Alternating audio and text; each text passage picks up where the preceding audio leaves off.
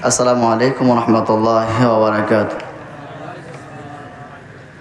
আলহামদুলিল্লাহিল আকরামিল্লাযী খালাকাল ইনসানা ওয়া কাররামা 'allamahu মিনাল বায়ানি মা লাম ইয়া'লাম। فسبحان الذي لا يحصى امتنانه ولا بالقلم. نشهد أن لا إله إلا الله ونشهد أن سيدنا وسندنا وحبيبنا وطبيبنا وطبيب قلوبنا وقلوب أرواحنا محمدا عبد الله ورسوله الذي يرسله بالحق بشيرا ونذيرا وداعيا إلى الله بإذنه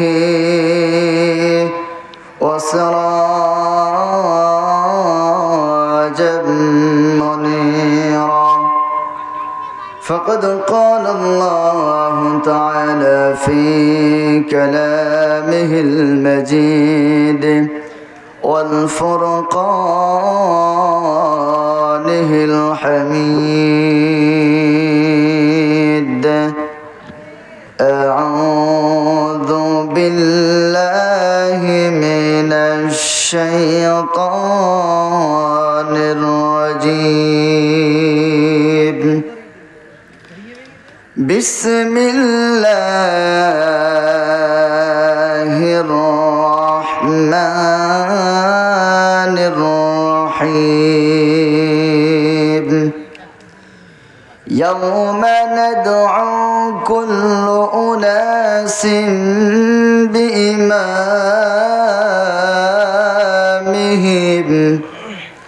صدقت يا ربنا.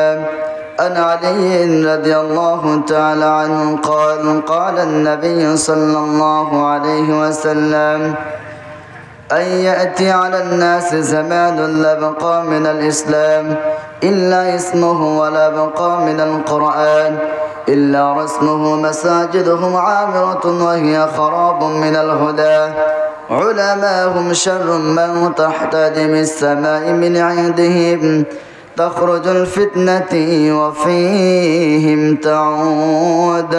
رواه البيهقي. إن الله وملائكته يصلون على النبي يا أيها الذين آمنوا صلوا عليه وسلموا تسليما. اللهم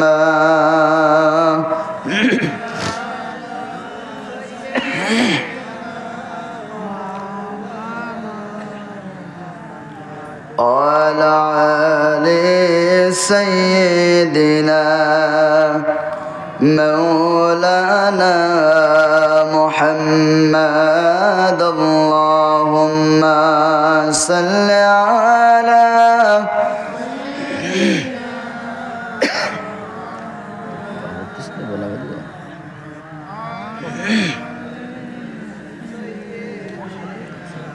مولانا محمد. এসোনা আল্লাহর নামে গান গাই, এসোনা মন প্রাণ জোড়াই, এসোনা মন প্রাণ জোড়াই। আল্লাহু আকবার বলো, আল্লাহু আকবার, আল্লাহু আকবার বলো, আল্লাহু আকবার। সবাই আল্লাহু আকবার বলো, আল্লাহু আকবার, আল্লাহু আকবার বলো আল্লাহু আকবার। ও মধুর নামটি নিলে এ হৃদয় হাসে, ও মধুর নামে সুকুন মে আসে। ও মধুর নামটি নিলে এ হৃদয় হাসে, ও মধুর নামে সুকুন মে আসে। ও নামের তুলনা হবে না হবে না, ও নামের তুলনা হবে না হবে না, তুলনা নাই নাই নাই। এসো না আল্লাহর নামে গান গাই, এসো না মন প্রাণ জোড়াই, এসো না মন প্রাণ জোড়াই। আল্লাহু আকবার বলো আল্লাহু আকবার, আল্লাহু আকবার বলো আল্লাহু আকবার। ও মধুর নামটি মিটাই হতাশার জ্বালা, গলেতে পারো ও নামের মালা। ও মধুর নামটি মিটাই হতাশার জ্বালা, গলেতে পারো ও নামের মালা। ও নামের তুলনা মেলে না মেলে না, ও নামের তুলনা মেলে না মেলে না, তুলনা নাই নাই নাই। এসো না আল্লাহর নামে গান গাই, এসো না মন প্রাণ জোড়াই, এসো না মন প্রাণ জোড়াই। আল্লাহু আকবার বলো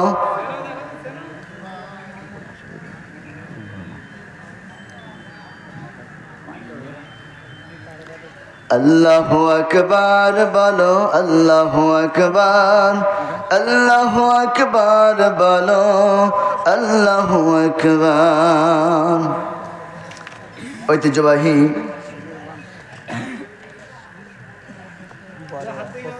বরেয়া পশ্চিম পাড়া মরহুম আব্দুর রহমান সানার বাড়ি সংলগ্ন তাফসীর কোরআন মাহফিলের সুযোগ্য সম্মানিত সভাপতি সাহেব, আমার খুবই কাছের বন্ধুবর্গ মানুষ হাফেজ মাওলানা আমিনুর রহমান, সদস্য মাজলিসুল মুফাসসিরিন সাতক্ষীরা, আজকে মাহফিলের সুযোগ্য সম্মানিত পরিচালক ভাই মোহাম্মদ মাসুম বিল্লাহ, সামনে বসা আমার তারেক খালিদ সাইফুল্লাহর উত্তরসূরি মর্দে মুজাহিদ, সকলকেই আমি আমার আলোচনার শুরুতে ইসলামী রীতি নীতি মতে সুন্নাত তরিকায় সালাম জানাই। আসসালামু আলাইকুম ওয়া রাহমাতুল্লাহি ওয়া বারাকাতুহু। আপনারা সকলে কেমন আছেন? আওয়াজ দিয়ে বলেন কেমন আছেন? মর্দে মুজাহিদ সবসময় ভালো থাকে, কিন্তু খারাপ থাকে তারাই যারা অন্যায়ভাবে নির্যাতন দিয়ে আয়নাঘর তৈরি করে আলেমদেরকে নির্যাতন দিয়েছে, তারাই খারাপ থাকে। কথা বলেন ঠিক কিনা? যারা আয়নাঘর তৈরি করেছিল তারাই খারাপ থাকে, যারা নিরপরাধ মানুষদেরকে অপরাধ সাব্যস্ত করে মিথ্যা মামলা হামলা দিয়ে রিমান্ড দিয়ে ফাঁসির কাষ্ট থেকে তাদেরকে দুনিয়ার থেকে বিদায় করে দিয়েছে, তারাই খারাপ থাকে। যারা এমনিভাবে 17টা বছর বিগত 17টা বছর অন্যায়ভাবে বিনা ভোটে মানুষের অধিকার নষ্ট করে দিয়ে ক্ষমতায় ছিল, তারাই ভালো থাকে। কিন্তু আমরা মর্দে মুজাহিদ আমরা সদা সর্বদা আল্লাহ পাক আমাদেরকে যেভাবে রেখেছেন সেইভাবে আমরা ভালো থাকি। কথা বলেন ঠিক কিনা? এই জন্য আমরা সবসময় ভালো থাকি। আমাদের ভালো রেখেছেন কে? আর আওয়াজ দিয়ে বলতে হবে কে? আমাদের ভালো রেখেছেন কে? আমরা সে মহান রবের দরবারে সেজদায় অবরত হয়ে কালিমাতুস সুজুদ কালিমাতুস শুকরিয়া আদায় করি। জীবনের শ্রেষ্ঠ শুকরিয়ার ঝান্ডাটা উঁচু করে দিয়ে আকাশ বাতাস মুখরিত করে আরশে আজিমে আমাদের আজকের এই শ্রেষ্ঠ শুকরিয়ার ঝান্ডাটা আল্লাহ পাকের আরশে আজিমে পৌঁছে দিতে চাই। জোরে বলুন আলহামদুলিল্লাহ, আর জোরে বলুন আলহামদুলিল্লাহ। দুরূদ আর সালাম মানবতার মুক্তির শিক্ষক, বিশ্ব মানবতার মুক্তির দিশারি, সরকার কায়নাত, মদিনার বাতি দুকুলের সাথী, মা আমাদের নয়নের মনি আবদুল্লাহ নয়নের পুতুলি। আমরা আমাদের এই হৃদয়ের মণিকুটে যাকে জায়গা করে নিয়েছি। আমার বাবার বিরুদ্ধে কথা বললে আমি মেনে নেব, আমার দলের বিরুদ্ধে কথা বললে আমার মেনে নেব, আমার নেতার বিরুদ্ধে কথা বললে আমি মেনে নেব, কিন্তু আমি আমার হৃদয়ের মণিকুটে যাকে জায়গা করে নিয়েছি, ওই নেতা আমার দলের চেয়ে, ওই নবী আমার দলের চাইতে বড়, ওই নবী আমার সংগঠনের চাইতে বড়, ওই নবী আমার বাবার চাইতে বড়। অতএব আমার নেতার বিরুদ্ধে কথা বললে, আমার নবীর বিরুদ্ধে কথা বললে, নবীর ইজ্জত নিয়ে কটাক্ষ করলে, আর যদি 56,000 বর্গ মাইলের বাংলাদেশে আর একবারের জন্য যদি আমার নবীকে নিয়ে কটাক্ষ করা হয়, আবার নবীর শান মান ইজ্জত নিয়ে ব্যঙ্গ সৃষ্টি করা হয়, তাহলে মর্দে মুজাহিদে আমাদের শরীরের এক ফোঁটা রক্ত থাকা পর্যন্ত, আমাদের শরীরে এক ফোঁটা রক্ত শুধু তাই নয়, আমাদের শরীরে শ্বাস প্রশ্বাস থাকা পর্যন্ত আমরা সেই কুলামদের দ্বারকে আমরা বাংলার জমিনে জায়গা দেব না। কথা বলে ঠিক কিনা? আমরা বিগত 17টা বছর অনেক সহ্য করেছি, কিন্তু দেখা গিয়েছে আমরা 17টা বছর অন্যায়ভাবে নিরপরাধভাবে জেনার অপবাদ নিয়ে, খুনের অপবাদ নিয়ে, মিথ্যা মামলা হামলার অপবাদ নিয়ে আমরা দিনের পর দিন, মাসের পর মাস, বছরের পর বছর, যুগের পর যুগ মিথ্যা মামলা ঘাইনি আমরা জেলে কেটেছি। তারপরে কোনো বাতিলের কাছে আমরা মাথা নত করি নাই। কথা বলেন ঠিক কিনা? আমাদের আল্লামাকে বলা হয়েছিল, আপনি শুধু এতটুকু কথা বলেন, আপনি যা করেছেন এই পর্যন্ত শেষ, আপনি দল জানেন, আপনি সংগঠন জানেন। তিনি বলেছেন, আমার সারা জীবনের তামান্না, আমি সংগঠন ছাড়তে চাই না, আমি দল ছাড়তে চাই না, আমার সারা জীবনের তামান্না আমি শহীদে মৃত্যুবরণ করেছি, আমার শহীদে মৃত্যু তামান্না আমি শহীদ হব, শাহাদাত বরণ করব, ফাঁসির কাছে জ্বলব, কিন্তু তোমাদের মতো নাস্তিক বেঈমান ইসলাম বিদ্বেষের কাছে আমি কখনো মাথা নত করব না। তিনি করেছিল? কত বছর জেল কেটেছে? 13 বছর। এই 13 বছরে তিনি অনেক কিছু করতে পারতেন, তাকে অনেক কিছু অফার দেওয়া হয়েছিল। এই অফারটা শুধু আজকে নয়, এই অফারটা বিগত 1450 বছরের দিকে তাকিয়ে দেখেন। নবী করিম সাল্লাল্লাহু আলাইহি সাল্লাম যখন দীর্ঘ 13 বছর মক্কায় দাওয়াত দিয়েছেন, 13 বছর দাওয়াত দেওয়ার পরে আবু জাহল বলতেছে, ভাতিজা তুমি হুজুর মানুষ, তুমি মসজিদ মাদ্রাসা নিয়ে থাকবা, তোমার নির্বাচন করার কোনো দরকার নেই।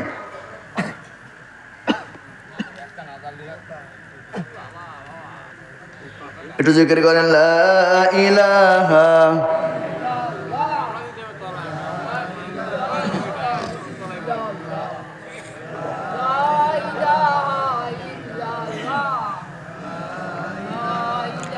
লা ইলাহা ইল্লাল্লাহ, লা ইলাহা। দেখো মাওলা চাহিয়া আমরা সবাই বসিয়া তোমার নামের জিকির করি, সবাই বলি ইল্লাল্লাহ, লা ইলাহা, আর জোরে লা ইলাহা, লা ইলাহা ইল্লাল্লাহ মুহাম্মাদুর রাসূলুল্লাহ সাল্লাল্লাহু। আল্লাহ রাব্বুল আলামিন কোরআনুল কারীমের মধ্যে রাব্বুল আলামিন বলেন, কুনু মা'আস সাদিকিন। জোরে বলুন আল্লাহু আকবার। আল্লাহ রাব্বুল আলামিন বলেন, দুনিয়ার মানুষ, এই দুনিয়াতে আমি আল্লাহ রাব্বুল আলামিন তোমাদের জন্য 2টা দল নির্বাচিত করেছি, তোমরা যে কোনো দলে নির্বাচিত করতে পারো।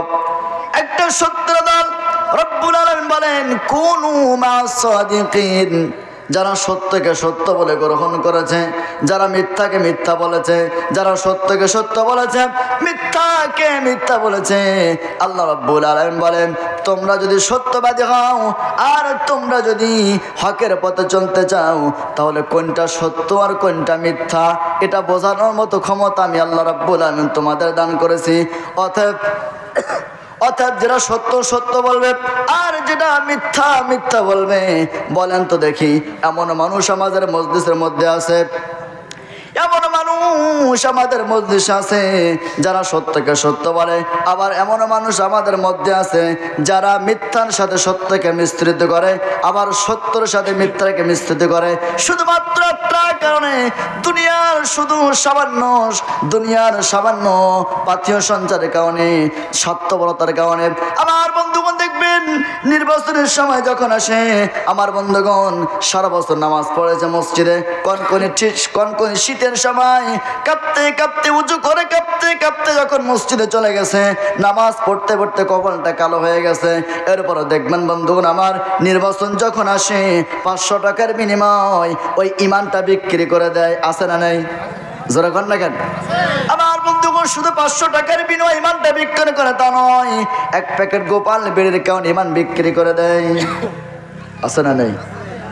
পিছন লোক কথা বলছেন না কেন? না আপনারা ওইটা খান না? আপনারা ওটা খান না মানে? আমার বন্ধুগণ এজন্য আল্লাহ রাব্বুল আলামিন বলেন কুনু মা'আস সাদিকিন, তোমরা সত্যবাদী যারা তাদের সঙ্গে হবে। এই পৃথিবীতে সত্যবাদীর প্রথম নাম্বার কাতার হলো নবীগণ, তারপরে দ্বিতীয় নাম্বার কাতার হলো শহীদ সাহাবীগণ, তারপরে তৃতীয় কাতার হলো শহীদগণ, তারপরে চতুর্থ কাতার হলো শুহাদা, ইমানদার, মুমিন, মুত্তাকিগণ। আমার বন্ধুগণ যুগে যুগে কালে কালে রব্বুল আলামিন এই দুনিয়াতে মানুষদেরকে পথ হারা মানুষদেরকে জান্নাতে যাওয়ার জন্য আল্লাহ রাব্বুল আলামিন নবীদের পাঠিয়েছেন। শুধু নবীদেরকে পাঠান নাই, নবীরা ব্যক্তিগত কোনো কথা বলে না, নবীদের নফসে অনুসরণ করে কোনো কথা বলে না। আল্লাহর পক্ষ থেকে যেটা আসে ওইটাই সিদ্ধান্ত, ওইটাই তারা দুনিয়াতে দাওয়াত দিয়ে দেয়। আমার বন্ধুগণ আমরা সংখ্যায় কম হতে পারি, কিন্তু নবীজি সাল্লাল্লাহু আলাইহি সাল্লাম হুজরা খানার ভিতর থেকে তিনি চলে গেলেন পাহাড়ের কিনারায় যাওয়ার পরে সাহাবীদেরকে নিয়ে কোরআনের হাদিসের দর দিচ্ছেন। ইন দি মিন টাইমে মা আয়েশা সিদ্দিকা রাদিয়াল্লাহু তাআলা তিনি খেয়াল করে দেখলেন আল্লাহ নবীজি পাহাড়ের কিনারায় সাহাবীদেরকে তা কালিমার দাওয়াত দিচ্ছেন, কোরআন হাদিসের দর দিচ্ছেন। ইন দি মিন টাইমে মা আয়েশা সিদ্দিকা রাদিয়াল্লাহু তাআলা খেয়াল করলেন আকাশ থেকে মুষলধারে বৃষ্টি হচ্ছে, ওই বৃষ্টিতে সাহাবীরা ভিজে যাচ্ছে এবং বিশ্বনবীও ভিজে যাচ্ছে। মা আয়েশা সিদ্দিকা রাদিয়াল্লাহু তাআলা তিনি লক্ষ্য করলেন এই কাজটা, যখন তিনি দেখলেন মা আয়েশা সিদ্দিকা রাদিয়াল্লাহু তাআলা তিনি বিশ্বনবীর জন্য একটা গামছা মোবারক আর একটা লুঙ্গি মোবারক নিয়ে দাঁড়িয়ে আছেন। আমার বন্ধুগণ নবীজি সাল্লাল্লাহু আলাইহি সাল্লাম তিনি ওই মজমা যখন শেষ করলেন, শেষ করার পরে সাহাবীরা সবাই চলে গেলেন, আমার নবীজি ঘরের প্রবেশ করবেন। ইন দ্য মিন টাইমে মা আয়েশা সিদ্দিকা রাদিয়াল্লাহু তাআলা বলেন ও আল্লাহর নবীজি, আমি ওই দূর থেকে দেখতেছিলাম, আমি ঘর থেকে দূর থেকে দেখতেছিলাম আপনি সাহাবীদেরকে নিয়ে কথা বলছেন, কথা বলতে বলতে আকাশ থেকে বৃষ্টি বর্ষণ হচ্ছে, এজন্য আমি আপনার চাদর মোবারকটা, গামছা মোবারকটা, লুঙ্গি মোবারকটা দাঁড়িয়ে আছি, আপনি ঘরের ভেতরে প্রবেশ করবেন, এটা চেঞ্জ করবেন। আমার বন্ধুগণ তাফসীরুল কোরআন মাহফিলের সাথে অনেকের সম্পর্ক আছে, অনেকের সম্পর্ক নাই। যে যতক্ষণ পর্যন্ত আমরা এখানে থাকবো ততক্ষণ পর্যন্ত রব্বুল আলামিন আরশে আজিম থেকে রহমতের দ্বারা বৃষ্টি বর্ষণ করবে। নবীজি সাহাবীদেরকে নিয়ে পাহাড়ের কিনারায় কোরআন হাদিসের দর দিচ্ছেন। মা আয়েশা সিদ্দিকা রাদিয়াল্লাহু তাআলা আনহা দেখলেন আহারে আসমান থেকে বৃষ্টি হচ্ছে, সেই বৃষ্টিতে সাহাবী এবং রাসূল ভিজে যাচ্ছে, সাহাবীরা সবাই বাড়িতে চলে গেছে, তাদের পোশাক পরিবর্তন করবে, কিন্তু আল্লাহ নবী যদি তিনি বাসায় ঢুকবেন। ইন দ্য মিন টাইমে মা আয়েশা সিদ্দিকা রাদিয়াল্লাহু তাআলা আনহা একটা চাদর মানে গামছা মোবারক আর লুঙ্গি নিলেন, নেওয়ার পরে বলতেছে গো আল্লাহ নবীজি নেন, আপনি তো এতক্ষণ পর্যন্ত কোরআন হাদিসের কথা বলতেছিলেন, আপনি ভিজে গেছেন, আপনার এই গামছা মোবারকটা নেন আর লুঙ্গিটা নিয়ে আপনি আপনার পরিবর্তন করা মানে আপনি কাপড়টা পরিবর্তন করেন। নবীজি বলেন আয়েশা তুমি কি ঠিক আছো? আমার দিকে খেয়াল করেন, আয়েশা তুমি কি ঠিক আছো? নবীজি সাল্লাল্লাহু আলাইহি সাল্লাম যখন বললেন, আয়েশা বলেন হ্যাঁ রাসূলুল্লাহ ইয়া হাবিবাল্লাহ আমি তো ঠিক আছি। তো বলতেছে না তুমি খেয়াল করে দেখো, আমার মাথা থেকে নিয়ে পা পর্যন্ত খেয়াল করে দেখো তো যে আমার কোথাও কোনো বৃষ্টির ফোঁটা আছে কিনা। সুবহানাল্লাহ, কোথাও বৃষ্টির ফোঁটা আছে কিনা দেখো তো। তিনি দেখলেন যে কোথাও কোনো বৃষ্টির ফোঁটা নাই, পানি নাই। আল্লাহ নবীজি বললেন আয়েশা হয়তো তোমার চোখ ভ্রম হয়ে গেছে, তুমি কি দেখছো? নবীজি সাল্লাল্লাহু আলাইহি সাল্লাম বললেন আয়েশা যে স্থানে যে জায়গায় কোরআন এবং হাদিসের আলোচনা হয় ওই জায়গায় ওই মজলিসের মধ্যে যতগুলো মানুষ থাকবে চতুর্দিক থেকে রহমতের ফেরেশতারা চাদর বিছিয়ে বেষ্টন করে নেয়। সুবহানাল্লাহ। এখানে আমরা যতক্ষণ পর্যন্ত থাকবো মুষল ধারায় এখানে রহমত বৃষ্টির মতো রহমত নাজিল করবেন তিনি কে? আরো জোরে বলেন তিনি কে? তাহলে আমাদের কাদের সঙ্গে হতে হবে? কুনু মা'আস সাদিকিন। কাদের সঙ্গে? সত্যবাদী। কাদের সাথে? আপনি যখন সত্য কথা বলবেন, আপনি যখন হক কথা বলবেন, দেখবেন এলাকার মহল্লার কিছু কিছু মানুষ আপনাকে টিটকারি করবে। করবে কি করবে না? আমার বন্ধুগণ, আমার পূর্বে অত্যন্ত আলোচনা করেছেন, জ্ঞানগর্ভ আলোচনা করেছেন। উনি একটা আয়াত বলেছেন যে তোমরা যদি কোরআন থেকে দূরে সরে যাও তাহলে আল্লাহ তাআলা তোমাদের এই দুনিয়াতে দুইটা গজব দেবে। একটা দুনিয়াতে দেবে, একটা পরকালে দেবে। কয়টা গজব? আরো জোরে বলেন। আচ্ছা, আপনাদের আওয়াজ এত নরম কেন? এটা 5 তারিখের পরে না 5 তারিখের আগে?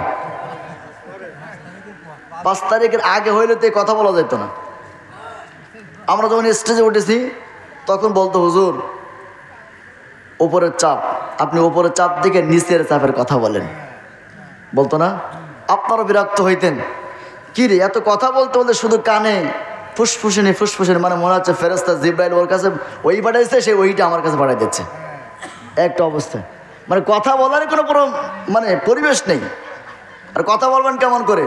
মাঝখানে আপনাকে বসিয়ে দিয়ে দুই সাইডে কিরমান কাদিবেন বসে থাকবে,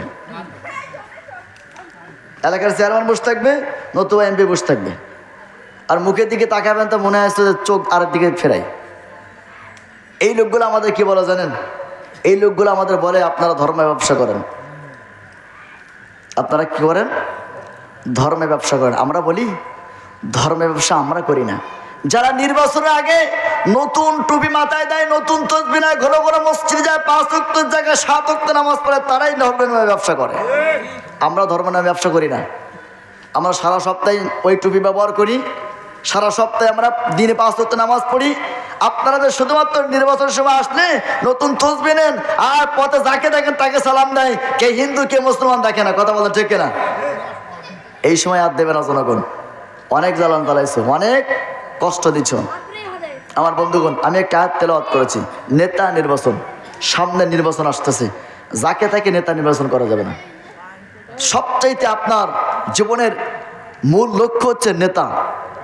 আপনি যাকে তাকে নেতা সাব্যস্ত করবেন না। দেখবেন আপনার এই নেতা, আপনি যে নেতাকে ফলো করছেন, আপনি যে নেতার পেছনে ছুটতেছেন, ওই নেতার চরিত্র রাতের বেলায় কেমন আর দিনের বেলায় কেমন। আপনি এমন এক নেতাকে আপনি নির্বাচিত করলেন যে নেতা রাতের বেলায় চরিত্র একরকম, দিনের বেলায় চরিত্র একরকম। এই নেতার পেছনে ছোটা যাবে? ছোটা যাবে? কার পেছনে ছুটতে হবে? যে নেতার দিকে তাকাইলে সুন্নাতে পোশাক পাওয়া যায়, যে নেতার দিকে তাকাইলে আল্লাহ এবং আল্লাহ রাসূলের কথা চিন্তা করা যায়, পরকালের চিন্তা আসে, এই নেতার দিকে তাকাবেন। যাকে তাকে নেতা নির্বাচিত করবেন? কথা বলেন, করবেন? সামনে অনেক কঠিন সময়। আপনি যদি এই সময়টা পার করে দেন, এতদিন আপনি পলায় পলায় বাড়ি ছিলেন, এবার কিন্তু আপনি বাড়ি থাকতে পারবেন না। কারণ হলো এখানে আওয়ামী লীগের লোক আছেন, বিএনপির লোক আছেন, জামাত ইসলামের লোক আছেন, প্রত্যেকের হাতেই এই অ্যান্ড্রয়েড ফোন আছে। এই ফোনের ভিতরে মিনিট, সেকেন্ড, ঘন্টা, টাইমের সংবাদ টাইমে পৌঁছায় যাচ্ছে। দেখবেন যারা এতদিন পর্যন্ত আমাদের সাথে সঙ্গ মিলিয়ে কাজ করতো, এখন তারা বলতেছে কি এই কোরআনটা ভাওতাবাজি। মানবেন মানবেন মানবেন? তারা বলতেছে কোরআনটা ভাওতাবাজি। আমরা কোরআন দিয়ে দাওয়াত দেয়, মানুষদেরকে দলে দলে ডাকি, এই জন্য বলতেছে কোরআনটা ভাওতাবাজি। আমি বলি বন্ধু, এই কথা তোমার নতুন কথা নয়। এই কথা এখান থেকে 1400 বছর আগে আবু জেহেল এক কথা বলেছিল। নবীজি যখন কালিমার দাওয়াত দিয়েছে কোরআন দিয়ে, তখন আবু জেহেল বলেছিল জাদুকর, গণক, কবি, বিভিন্নভাবে আখ্যায়িত করেছিল। কিন্তু ওই আবু জেহেল আর এখন যারা ওই আবু জেহেলের সাথে সুর মেলাইয়া দল ভারী করার জন্য, ক্ষমতা যাওয়ার জন্য তোমরা বলছো, জঙ্গিবাদের দোহাই তোমরা দিচ্ছ, এই কোরআনটাকে ভাওতাবাজির দোহাই দিচ্ছ, এই মানুষ কিন্তু তোমাদের এই কথার কারণে তোমাদের থেকে দূরে সরে যাচ্ছে। এই জন্য কথা বলবেন, মাথা ঠান্ডা করে এমন কোনো কথা বলবেন না। এটা ইন্ডিয়া নয়, এটা 56,000 বর্গ মাইলের বাংলাদেশ। ইন্ডিয়ার অলিতে গলিতে নায়িকা ডান্সার খুঁজে পাবেন, চীনের অলিতে গলিতে ইঞ্জিনিয়ার খুঁজে পাবেন, জার্মানির অলিতে গলিতে বিজ্ঞানী খুঁজে পাবেন। কিন্তু 56,000 বর্গ মাইলের বাংলাদেশে হাজার হাজার লক্ষ লক্ষ আলেম ওলামা পীর মাশায়েখ খুঁজে পাবেন। এই দেশে 56,000 বর্গ মাইলের বাংলাদেশে ইসলাম বিদ্বেষী কোনো কথা বলবেন না, জনগণ জুতা পিটা করে বাংলা জমি থেকে বিদা করে দিবে। ইসলাম আমাদেরকে নতুন করে বোঝান, ইসলাম আমাদেরকে নতুন করে বোঝান। ওই সময় ইসলাম নতুন করে আবু জাহেল বুঝাইছিল, ভাতিজা এই কালিমার দাওয়াত দিও না, কোরআনের দাওয়াত দিও না, তুমি নবী মানুষ, তুমি থাকবা মসজিদ মাদ্রাসা নিয়ে, তোমার মসজিদ মাদ্রাসার জন্য যা দরকার তাই তোমার দেব, তুমি কেন রাজনীতি করবা? রাজনীতির কথা কি কোরআনে নাই? একটু আওয়াজ দিয়ে বলেন, কোরআনে নাই? রাজনীতি কেমন করে করবেন, কিভাবে করবেন, সংসদ কেমন করে চালাইবেন? আর ইমানদার মুমিন মুত্তাকি বান্দারা কুনু মা সাদিকিন, এই মানুষগুলো যখন ক্ষমতায় যাবে, আল্লাহ তাআলা বলেন ইমানদার মুমিন মুত্তাকি বান্দা যখন ক্ষমতায় যায় তখন তাদের নিজের ব্যক্তিগত অনুসরণ করে কোনো কাজ করবে না। আল্লাহ রাব্বুল আলামিন বলেন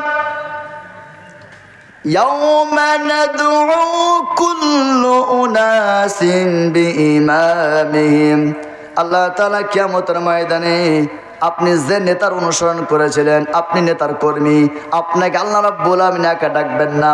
আপনি যে নেতার অনুসরণ করেছিলেন, আপনি যে নেতার লেজ ধরে চলেছিলেন, ওই নেতার পিছনে স্লোগান দিয়েছিলেন রাত দিন সময়, আপনি নেতার পিছনে চলেছিলেন, কিন্তু ওই নেতার চরিত্র রাতের বেলায় কেমন আর দিনের বেলায় কেমন এইটা আপনি নির্ণয় করেন নাই। আপনি জনসভা করলেন, আপনি মিছিল মিটিং করলেন, আপনার নেতা একবারও বললো না নামাজের সময় হয়ে গেছে, নামাজটা পড়ে নাও।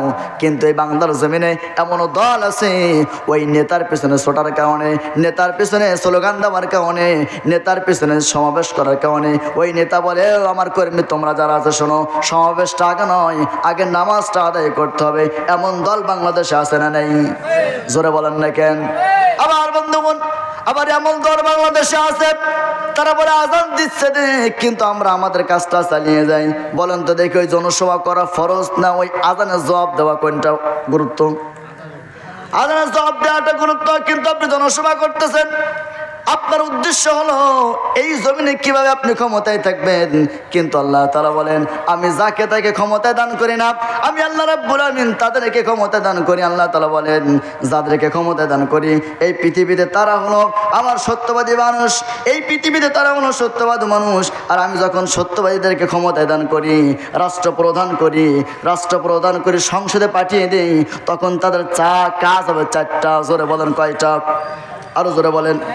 আল্লাযীনা ইম্মাক্কান্নাহুম ফিল আরদি আকামুস সালাতা ওয়া আতাউয যাকাতা ওয়া আমারু বিল মা'রুফি ওয়া নাহাউ আনিল মুনকার ওয়া লিল্লাহি আকিবাতুল উমুর। জোরে বলেন আল্লাহু আকবার। আল্লাহ রাব্বুল আলামিন বলেন এই পৃথিবীতে ইমানদার মুমিন মুত্তাকি বান্দা যখন ক্ষমতায় যাবে তখন তারা সংসদে চারটা কাজ করবে। কয়টা? এই মানুষগুলো হলো কুনু মা সাদিকিন, সত্যবাদী মানুষ। কি মানুষ? সত্যবাদী মানুষ। যারা সত্যবাদী তারা ক্ষমতায় যাবে, সংসদে যাবে, সংসদে যাওয়ার পরে তারা চারটা কাজ করবে। এক নাম্বার হলো আল্লাহ রাব্বুল আলামিন বলেন আমি যাদেরকে ক্ষমতা দান করব, ওয়াদাল্লাহুল্লাযীনা আমানু ওয়া আমিলুস সালিহাতি লা ইস্তাখলিফান্নাহুম ফিল আরদি। রাব্বুল আলামিন বলেন যারা সত্যবাদী, যারা বিশ্বাস করে এই কোরআন দিয়ে রাষ্ট্র পরিচালনা করলে, এই কোরআন দিয়ে সমাজ পরিচালনা করলে, এই কোরআন দিয়ে সংসদ পরিচালনা করলে চুরি থাকবে না, টেন্ডারবাজি থাকবে না, চাঁদাবাজি থাকবে না। এই মানুষগুলো যখন বিশ্বাস করে আর ভালো ভালো কাজ যখন করে, আমি আল্লাহ তাআলা ওয়াদাবদ্ধ হচ্ছি আমি এই পৃথিবীতে, আমি ফিল আরদি, এই পৃথিবীতে আমি আল্লাহ রাব্বুল আলামিন তাদের হাতে রাষ্ট্র ক্ষমতা দান করব। আপনারা কি চান এই কোরআন দিয়ে রাষ্ট্র চলুক? চান? কারা কারা চান? দুই হাত তুলে আল্লাহকে দেখা। লিল্লাহি তাকবীর, লিল্লাহি তাকবীর। আবার বন্ধুগণ তাহলে আল্লাহ তাআলা বলেন দুনিয়াতে আমি যাদের ক্ষমতা দান করব তারা সংসদে যাবে, আর সংসদে যাওয়ার পরে তারা কয়টা কাজ করবে বললাম? 4টা কাজ। আরো জোরে বলেন, জোরে হলো না? 4টা কাজ করবে। এক নাম্বার হলো সংসদে যখন তারা যাবে তারা প্রথম নাম্বার কাজ হলো তারা নামাজের বিল পাস করবে। আমার বন্ধুগণ, এই পৃথিবীতে রব্বুল আলামিন 10 জন সাহাবীদেরকে আশারে মুবাশশারা 10 জন সাহাবীদেরকে জান্নাতে সার্টিফিকেট দিয়েছেন। দেখেন তো দেখি আমার বন্ধুগণ, নামাজ যদি কেউ হেলায় ভেলায় ইচ্ছাকৃতভাবে কাজা করে তাহলে তাকে অনেক শাস্তির ব্যবস্থা করা হয়েছে শরীয়তের মধ্যে। কিন্তু নবী করিম সাল্লাল্লাহু আলাইহি ওয়াসাল্লাম গভীর রজনীতে তিনি হাঁটতে হাঁটতে চলে গেলেন। তিনি চিন্তা করলেন, দেখি তো আমার সাহাবী আবু বকর সিদ্দিক রাদিয়াল্লাহু তাআলা আনহু তিনি কি কাজ করতেছেন, এই রাত্রে আমার আল্লাহর সাথে দিদার লাভ করছে কিনা, তিনি ঘুমায় আছে কিনা। আমার নবীজি হাঁটতে হাঁটতে চলে গেলেন। হাঁটতে হাঁটতে যখন চলে গেলেন, যাওয়ার পরে দেখলেন আবু বকর সিদ্দিক রাদিয়াল্লাহু তাআলা আনহু তিনি ঘুমের মধ্যে নেই, তিনি নামাজের মধ্যে আল্লাহ পাকের সাথে দিদার লাভ করতেছে।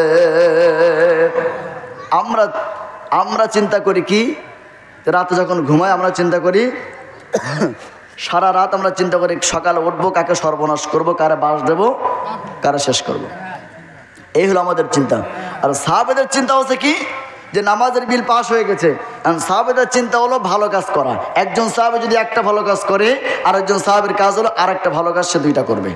এই হলো সাহাবীদের মধ্যে প্রতিযোগিতা। কিন্তু আমাদের প্রতিযোগিতা কি হলো, যে ও 2 হাত আল ঠেলছে, আমি আরো বেশি ঠেলবো। কথা কন। ও সুদের টাকা বেশি লাগাচ্ছে, ওর চেয়ে আমি বেশি দেব। সুদ আছে না নাই? কথা কন। জমির আল ঠেলা লোক আছে না নাই? সাহাবীদের মধ্যে এটা ছিল। তাহলে এরা 2 নম্বরে সত্যবাদী। 1 নম্বর সত্যবাদী নবীগণ, 2 নম্বর সত্যবাদী সাহাবীগণ। আমার বন্ধুগণ, নবীজি সাল্লাল্লাহু আলাইহি ওয়াসাল্লাম তিনি গভীর রাতে চলে গেলেন। হযরত আবু বকর সিদ্দিক রাদিয়াল্লাহু তাআলা নূর বাড়িতে চলে গেলেন। যাওয়ার পরে তিনি দেখলেন আবু বকর ঘুমের মধ্যে নাই। তিনি তো একজন জান্নাতের সার্টিফিকেট প্রাপ্ত প্রথম নাম্বার সাহাবী, তিনি ঘুমের মধ্যে নাই। তিনি নামাজের মধ্যে তেলাওয়াত করছে, আর রহমান আল্লামাল কুরআন খালাকাল ইনসানা আল্লামাহুল বায়ান।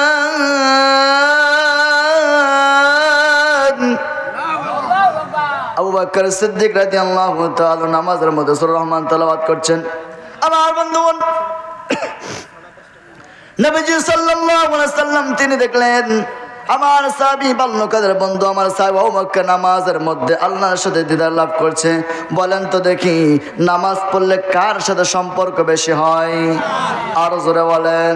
তাহলে সত্যবাদী যারা, তাদের প্রথম নাম্বার কাজ কি হবে? কি হবে? নেতা নির্বাচন করা। কি হবে? নেতা নির্বাচন করা। সত্যবাদী মানুষ যারা হবে তারা প্রথম নেতা নির্বাচন করবে, আর 2 নম্বর হলো তারা নামাজ আদায় করবে। আমার বন্ধুগণ, বিশ্বনবী সাল্লাল্লাহু আলাইহি সাল্লাম তিনি হাঁটতে হাঁটতে আরো সামনে চলে গেলেন। যাইতে যাইতে হযরত ওমর ফারুক রাদিয়াল্লাহু তাআলা বাড়ির কিনারা দাঁড়িয়ে গেলেন। দেখি তো আমার সাহাবী হযরত ওমর তিনি নামাজের মধ্যে আছে না ঘুমের মধ্যে আছে?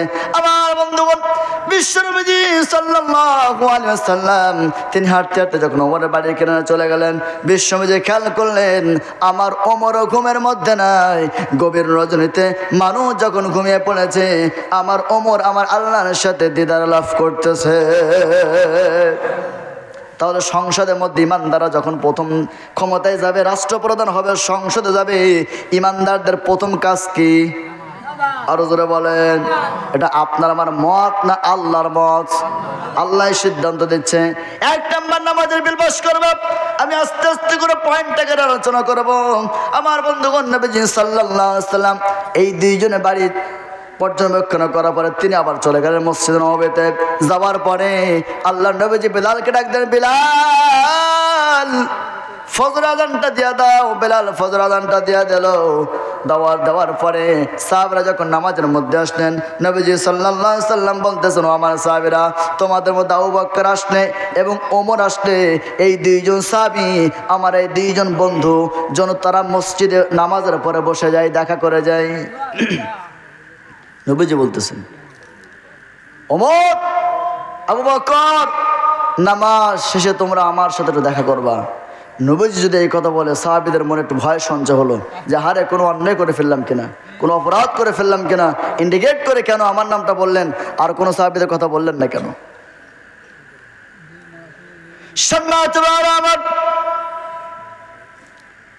বিশ্ব নবীজি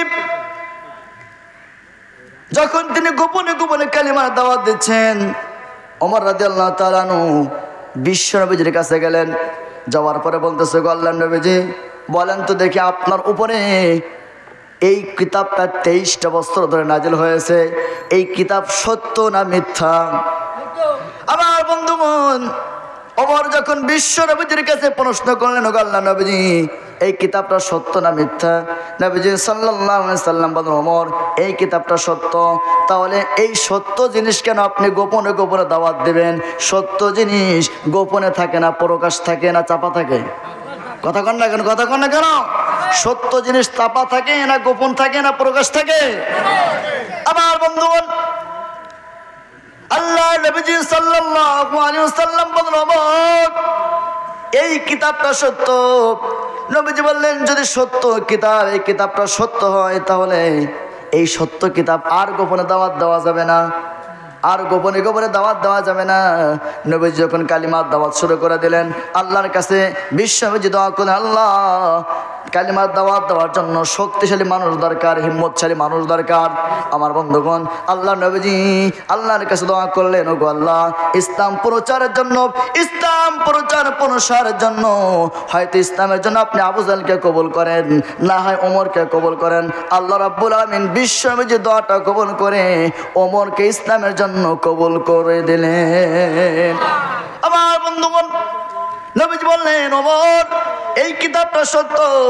ওমর বললেন, তাহলে এই সত্য কিতাব আপনি কেন গোপনে গোপনে দাওয়াত দেবেন? চলেন আমার সাথে, আমার সাথে চলেন, আমার সাথে চলেন। মক্কার মধ্যে কাফেরদের মধ্যে সবচাইতে ভয়ঙ্কর ছিল হযরত ওমর। সবাই তাকে ভয় করত, শুধু সবাই তাকে ভয় করত না, শয়তান পর্যন্ত ওমরকে ভয় করত। ওমর যে রাস্তায় থাকতো, হাঁটতো, এই রাস্তায় 40 দিন পর্যন্ত শয়তান থাকতো না। মক্কার মধ্যে যখন ছোট্ট মানুষ, ছোট্ট বাচ্চারা যখন না ঘুমাইতো, তখন তাদেরকে বলতে, এই সোনামণি, ঘুমাও ঘুমাও, না হলে যে ওমর আসতেছে। কিন্তু কি আসতেছে? ওমর আসতেছে। আমরা বলি না, অমুক পাগল আসতেছে, অমুক আসতেছে, তুমুক আসতেছে, ঘুমাও ঘুমাও, দুটো ভাত খাও, এই খাবার খাও, না হলে কিন্তু এই পাগল আসবে, এ আসবে, সে আসবে। ওই সময় মক্কার মধ্যে তারা বলতো কি, শোনো, ওমর আসতেছে, এই ভাত দুটো খেয়ে নাও, এই খাবারটা খেয়ে নাও। ওমরের কথা শুনে ছোট্ট বাচ্চারা পর্যন্ত খাবার খেত। আল্লাহু আকবার। এমন ওমর ইসলামের জন্য আল্লাহ কবুল করলেন, ইসলামের জন্য ওমর নিজের জীবনটা পর্যন্ত ওয়াকফ করে দিলেন। সুবহানাল্লাহ। এই ওমর বলতেছে, ওগো আল্লাহর নবীজি, আমি দেখতেছি আপনি গোপনে গোপনে কালিমার দাওয়াত দিচ্ছেন এই মক্কার মধ্যে, তো এই কোরআনটা সত্য, আপনি সত্য, কোরআন সত্য, তা আপনি কেন গোপনে গোপনে দাওয়াত দেবেন? নবীজি বলতেন, ওমর, কেন দাওয়াত দেব না? কেন দাওয়াত দেব না? মক্কার মধ্যে আবু জাহল আইন পাশ করে দিল, ক্বালাল্লাযীনা কাফারু লা তাসমাউ লিহাযাল কুরআন। আবু জাহল আইন পাশ করে দিল, মক্কার মধ্যে কোনোভাবে কোনো মতেই কোরআনের দাওয়াত দেওয়া যাবে না, কোরআনের কথা বলা যাবে না। যদি কেউ কোরআনের কথা বলে, কোরআনের দাওয়াত দেয়, তাহলে এই দেশের মধ্যে 3টা জায়গায় তাকে থাকতে হবে। জোরে বলেন, কয় জায়গায়? وَإِذْ يَمْكُرُوا بِكَ الَّذِينَ كَفَرُوا لِيُثْبِتُوكَ أَوْ يَقْتُلُوكَ أَوْ يُخْرِجُوكَ وَيَمْكُرُونَ وَيَمْكُرُ اللَّهُ وَاللَّهُ خَيْرُ الْمَاكِرِينَ। মুহাম্মদ যদি কোরআনের শুধু মুহাম্মদ নয়, মুহাম্মাদের অনুসারী যারা তারাও যদি কোরআনের দাওয়াত দেয়, কোরআনের কথা বলে, এই দেশের মধ্যে তাকে বন্দি করা হবে, তাকে হত্যা করা হবে, না দেশ থেকে বের করে দেবে। বলেন তো দেখি, ওই আবু জেহেলের সাথে যে 3টা আইন পাশ করেছিল, ওই 3টা আইন কি এই দীর্ঘ 17 বছর ছিল কি ছিল না? কথা কন না কেন? ছিল কি ছিল না? তারা বলতো যদি কোরআনে কথা বলা হয় জেলে যাওয়া লাগবে, আমার বাবার বিরুদ্ধে কথা বলে জেলে যাওয়া লাগবে, আমার দলের বিরুদ্ধে কথা বলে জেলে যাওয়া লাগবে, না হয় দেশ থেকে তোমাকে ওই দেশে পারে হতে হবে, দেশ ত্যাগ করতে হবে। আমরা বলেছিলাম কি? আমরা বলেছিলাম আমাদের শরীরে যতক্ষণ পর্যন্ত শ্বাস প্রশ্বাস নিঃশ্বাস এক ফোঁটা রক্ত থাকবে, যেই দিন থেকে আমরা মুসলিম নাম গ্রহণ করেছি, আল্লাহর প্রতি, কিতাবের প্রতি, ফেরেশতার প্রতি আমরা যেই দিন থেকে বিশ্বাস স্থাপন করেছি, ওই দিন থেকে আমার জীবনটা দিনের জন্য কোরবানি করে দিয়েছি। অতএব কোরআনের কথা বলবে তো কোরআনের কথা ততক্ষণ পর্যন্ত থাকবে, কোরআনের কথা ততক্ষণ পর্যন্ত বলবো যতক্ষণ পর্যন্ত আমার শরীরের এক ফোঁটা রক্ত থাকবে। কোরআন থেকে আমরা এক চুল পরিমাণ পিছপা হব না, কারণ জেলের ভয় আমরা করি না, জেলের ভয় আমরা করি না। তাহলে ওমর বলল, আল্লাহ নবীজি এই কোরআনটা কোনোভাবে আর গোপনে দাওয়াত দেওয়া যাবে না, আপনাকে প্রকাশ করতে হবে, আপনি আসেন, ওপেন আসেন। বিশ্বনবীজিকে বলা হলো, ওমর বলতেছে, আল্লাহ নবীজি আপনি হুজরাখানার থেকে বের হন, হুজরাখানার থেকে বের হন, আমি মিছিল দেব। কি দেব? কথা কন না কেন? আমরা এতদিন পর্যন্ত আমরা বলেছি নারায়ে তাকবীর আল্লাহু আকবার বলে, এটা জামাতের স্লোগান, এটা শিবিরের স্লোগান, এটা জঙ্গিবাদের স্লোগান। বলে কে বলে নাই? বলছে কে বলে নাই? আল্লাহ বলছে ওয়া রাব্বাকা ফাকাব্বির আলা লাহুল খালক লিমানিল মুলকুল ইয়াউম লিল্লাহি মা ফিস সামাওয়াতি ওয়াল আরদ। জমিন যার হুকুম চলবে তার, জমিন যার গোলামি চলবে তার, জমিন যার আইন চলবে তার। কোন ব্যক্তির গোলামি আল্লাহর জমিনে চলতে পারে না, কোন বাবার আদর্শে আল্লাহর জমিনে চলতে পারে না, কোন স্বামীর আদর্শে আল্লাহর জমিন চলতে পারে না। স্বামীকেও মানে না, বাবাকেও মানে না। কোরআন দিয়ে রাষ্ট্র চলবে, কোরআন দিয়ে সংসদ চলবে, কোরআন দিয়ে আল্লাহর জমিন চলবে।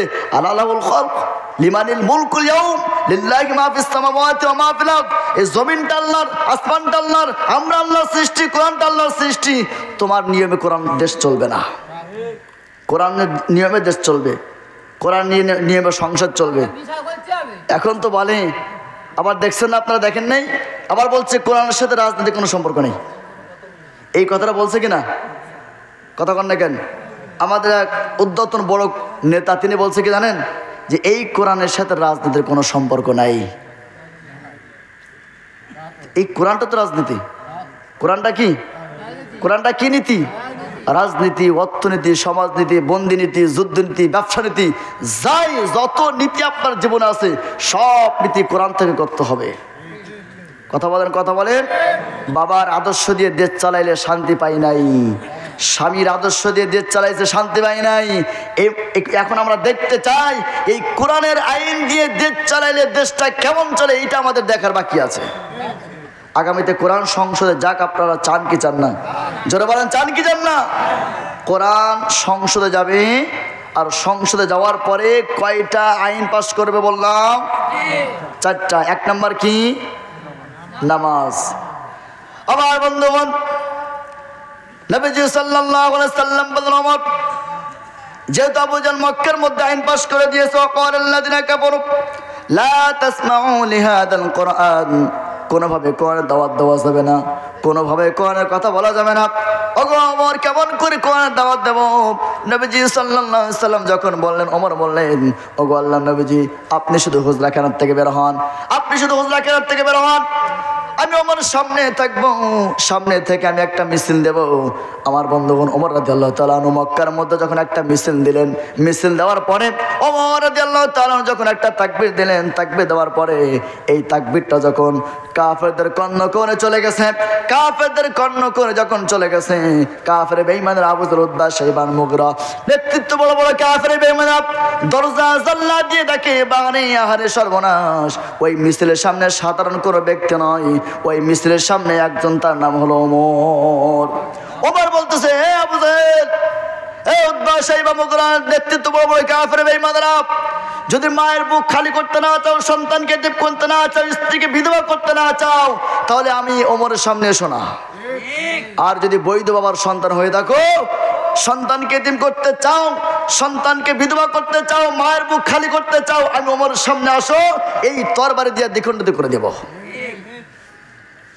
56,000 বর্গ মাইলে বাংলাদেশের 64টা জেলায় যদি 64 জন ওমর হয়, তাহলে ইসলাম প্রতিষ্ঠিত করতে 64 বছর লাগবে না, মাত্র 64 মিনিটের ভিতরে ইসলাম প্রতিষ্ঠিত হয়ে যাবে। সময় দিলাম মাত্র 40 মিনিট। কত মিনিট? আল্লাহ বলেছিল কোরআনের সাথে পাঙ্গা নিও না, কোরআনের সাথে বাহাদুরি করো না, আমি এমন পতন করাবো, এমন লাঞ্ছিত অপমানিত করবো, রান্না করা ভাত পর্যন্ত খাইতে পারবা না। আল্লাহ খাওয়ায় এমন খাওয়ান খাওয়ায়, আবার আল্লাহ নাও খাওয়ায় এমন নাও খাওয়ান খাওয়ায় যে রান্না করা ভাত পর্যন্ত, রকমারি খাদ্য খাবার পর্যন্ত তোমার খাওয়ার পর্যন্ত জুটবে না। 3.5 ঘন্টা আমরা দেখেছি, 3.5 ঘন্টা বিমানে আকাশে উড়েছ, কোথাও তোমার জায়গা হয় নাই, একমাত্র শুধুমাত্র কেবলমাত্র মামু বাড়ি দিল্লি ছাড়া। কোনো দেশ তোমাকে নেই নাই কেন জানো? তোমার মতো পয়জন কোনো দেশে গেলে এটা অ্যান্টিবায়োটিক কোনো তো সমস্যা, ক্যান্সার, যারা করে ক্যান্সার নেই, এই পয়জন কোনো দেশে যদি যায় তাহলে সেই দেশ পর্যন্ত ভাইরাস আক্রান্ত হয়ে যাবে। আপনারা কি মনে করেছিলেন যে এর যে অবস্থা, তা আমাদের মনে হয় এর মৃত্যু ছাড়া আমাদের ক্ষমতা ছাড়বে না, এরা মনে হয়েছিল না? আমরা মনে করেছিলাম এর যে ব্রেন, এই একটা জরিপ করে দেখা গিয়েছে, একটা জরিপে দেখা গিয়েছে যে পৃথিবীর মধ্যে সবচাইতে নিকৃষ্টতম শাসক হিসাবে 1 নাম্বার তাকে আখ্যায়িত করা হয়েছে। সুবহানাল্লাহ বলবেন না? মামলা, কত মামলা দেবে কি? তাহলে আল্লাহ তাআলা ছাড় দেয় কিন্তু ছেড়ে দেয় না। 3.5 ঘন্টা বিমানে চলেছিলেন, কোথাও জায়গা হয় নাই, 40 মিনিট সময় দেওয়া হয়েছিল। তিনি বলেছিল জাতির উদ্দেশ্যে ভাষণ দেব, তিনি বলেছিল জাতির উদ্দেশ্যে ভাষণ দিলে ছাত্র জনতা যেভাবে খেপেছে তোমার হাড্ডি মাংস পর্যন্ত ফিরে যেতে পারবা না। তিনি যদি কোরআনের সাথে থাকতেন, কুনু মা সাদিকিন, সত্যবাদীদের কোনো ক্ষতি করতেন না, আলেমদের বন্দি করতেন না, আলেমদেরকে বন্দি করে জেনা অপবাদ দিতেন না, মিথ্যা মামলা হামলা দিয়ে যদি জেলে ভরে ভরে রাখতেন না, তাহলে তার কোনো সমস্যা হইতো না। কিন্তু যখন এই কোরআনের সাথে বেয়াদবি করেছে, যখন আলেমদের নবীর ওয়ারিসদের যখন কষ্ট দিয়েছে, আল্লাহ তাআলা সহ্য করেন নাই। এই জমিনে কত মানুষ রাতের গভীরে তাহাজ্জুদ পড়ে এই বাংলার জমিনের জন্য দোয়া করে, কত মানুষ এই তাহাজ্জুদ পড়ে বাংলার জমিনের জন্য দোয়া করে। আল্লাহ এই 56,000 বর্গ মাইলের দেশ, আলেম ওলামার দেশ, পীর ওলিয়া ওলিয়ার দেশ, আল্লাহ এই দেশটাকে তুমি নাস্তিক বেঈমানদের হাত থেকে রেহাই করে ইমানদারদের হাতে ক্ষমতা দিয়ে দাও। আমরা সবভাবে বিভিন্নভাবে রাষ্ট্র পরিচালনা করে দেখেছি, টেন্ডারবাজি বন্ধ হয় নাই, চাঁদাবাজি বন্ধ হয় নাই, ঘুষ বন্ধ হয় নাই, 3 বছরের তানিয়া থেকে নিয়ে শুরু করে 70 বছর বৃদ্ধা পর্যন্ত ধর্ষণার থেকে বাঁচতে পারে নাই। আল্লাহ এই কোরআনটা রাষ্ট্রে পাঠিয়ে দাও, এই কোরআনটা রাষ্ট্রে পাঠিয়ে দিলে চুরি বন্ধ হয়ে যাবে, চাঁদাবাজি বন্ধ হয়ে যাবে, টেন্ডারবাজি বন্ধ হয়ে যাবে, 3 বছরের তানিয়া দর্শন হবে না, 70 বছর বৃদ্ধা পর্যন্ত দর্শন হবে না। এই তামান্না নিয়ে কত আলেম ওলামারা চোখের পানি ছেড়ে, জায়নামাজে চোখের পানি ছেড়ে কত কান্নাকাটি করেছে। আল্লাহ তাআলা 3 জন ব্যক্তির দোয়া কবুল করে থাকেন। জোরে বলেন কয়জন? মুস্তাজাবুদ দাওয়া কয়জন? মাজলুমের দোয়া, মুসাফিরের দোয়া, আর পিতামাতার দোয়া। যারা মাজলুম, অসহায়, মাজলুমের মধ্যে আর আল্লাহর মধ্যে কোনো পর্দা থাকে না, যেই দোয়া করে ওই দোয়াটা আল্লাহ কবুল করে নেয়। সুবহানাল্লাহ। তাহলে এতদিন পর্যন্ত মাজলুম, নিরপরাধ সাব্যস্ত করে, নিরপরাধ যারা ছিল তাদেরকে দোষী সাব্যস্ত করে জেলখানার মধ্যে ঢুকাইছো, এর পাই টু পাই হিসাব দেওয়া লাগবে। আমার বন্ধুগণ, শুধু তাই নয়, আমরা দেখেছি এই বাংলার জমিনে বাবার বিরুদ্ধে কথা বললে মামলা হয়েছে, এই বাংলার জমিনে দলের বিরুদ্ধে কথা বললে মামলা হয়েছে, এই বাংলার জমিনে নেতার বিরুদ্ধে কথা বললে মামলা হয়েছে। কিন্তু আমরা আমাদের হৃদয় মনে করে জায়গা করে নিয়েছি, ওই নবীর বিপক্ষে কথা বললে মামলা হয় নাই, ওই নবীর শান মান ইজ্জত কটাক্ষ করলে তার বিরুদ্ধে মামলা হয় নাই, বরং যারাই মামলা করেছে নবীর বিপক্ষে কথা বলেছে তাদের মামলা করেছে, উল্টে তাদের পক্ষে মামলা করেছে। এমন নজির আছে না নাই? তাহলে এই দেশটা হলো একটা রক্তে রঞ্জিত পিস, কালো পথ লাল করার বাংলাদেশ, এই বাংলাদেশটাকে নিয়ে ষড়যন্ত্র করবেন না, এই বাংলাদেশটাকে নিয়ে নরকের মধ্যে ফেলে দেবেন না। কারণ এই বাংলাদেশে হাজার হাজার লক্ষ লক্ষ আলেম হাফেজ ওলামা আছে, পীর মাশায়েখ আছে। যে দেশের মুসলমানরা রাতে ঘুমাতে যায় মসজিদে মুয়াজ্জিন আযান শুনে, যে দেশের মুসলমানরা সকালে ঘুম থেকে উঠে মসজিদে মুয়াজ্জিন আযান শুনে, এই দেশে কিছু হোক বা না হোক আমরা কোরআন দিয়ে রাষ্ট্র পরিচালনা করতে চাই। কথা বলেন, কথা বলেন আমার বন্ধুগণ। তাহলে এক নম্বর সংসদে এক নম্বর সংসদে কোন আইন পাস করবেন? নামাজের আইন পাস করবেন। নবীজি সাল্লাল্লাহু আলাইহি সাল্লাম বলেন, আবু বকর, ওমর, তোমরা নামাজের পরে দুইজন বসে যাবা। নামাজের পরে দুইজন বসে রইলেন। আল্লাহ নবীজি সাল্লাল্লাহু আলাইহি সাল্লাম বলেন, ওমর, তোমার বাড়িতে চলে গিয়েছিলাম। আবু বকর, তোমার বাড়িতে গেলাম, কিন্তু দুইটা জিনিস আমি লক্ষ্য করলাম। আবু বকর, যখন তোমার বাড়িতে গেলাম তখন তুমি নামাজ পড়তেছো, আল্লাহর সাথে দিদার লাভ করতেছো। আবু বকর, কিন্তু একটা জিনিস আমি খেয়াল করলাম, তুমি যখন নামাজ আদায় করছো আমি দেখলাম নামাজের মধ্যে তেলাওয়াতটা আস্তে আস্তে করতেছো, কারণটা কি? আবু বকর রাদিয়াল্লাহু তাআলা বললেন, ওগো আল্লাহর নবীজি, নামাজের মধ্যে তেলাওয়াতটা আস্তে আস্তে করার কারণ হলো আমার ছেলে ঘুমায় আছে, আমার মেয়ে ঘুমায় আছে, আমার স্ত্রী ঘুমায় আছে। আমার তেলাওয়াতের আওয়াজ শুনে তাদের ঘুমটা ভেঙে যাবে, তারা কষ্ট পাবে, জাগ্রত হবে। এই জন্য আস্তে আস্তে করে আমি তেলাওয়াতটা করলাম। আমার বন্ধুগণ পাশে ওমর রাদিয়াল্লাহু তাআলা আনহু বসে আছেন, তিনি চিন্তা করছেন আমার ভাই আবু বকর একটা ফজিলতের কথা বলেছে, আর ওমর চিন্তা করলেন আমি কেমন করে দুইটা ফজিলতের কথা বলবো, এই নিয়ে ওমর রাদিয়াল্লাহু তাআলা চিন্তা আছেন। তাহলে আমরা সকালে আমরা রাতে ঘুমাইতে যাই আর চিন্তা করি কাকে ক্ষতি করব, কাকে সর্বনাশ করব, কার ধ্বংস করব। কিন্তু সাহাবেদের মধ্যে প্রতিযোগিতা ছিল কেমনে করে ভালো ভালো কাজের প্রতিযোগিতা করা যায়। আমার বন্ধুগণ, নবীজি সাল্লাল্লাহু আলাইহি সাল্লাম ওমরকে বললেন, ওমর, তোমার বাড়িতে রাতের গভীরে গিয়েছিলাম, কিন্তু যাওয়ার পরে দেখলাম ওমর তুমি পর্যন্ত রাতের ঘুমটা হারাম করে দিয়ে আল্লাহ পাকের সাথে দিদার লাভ করতেছো।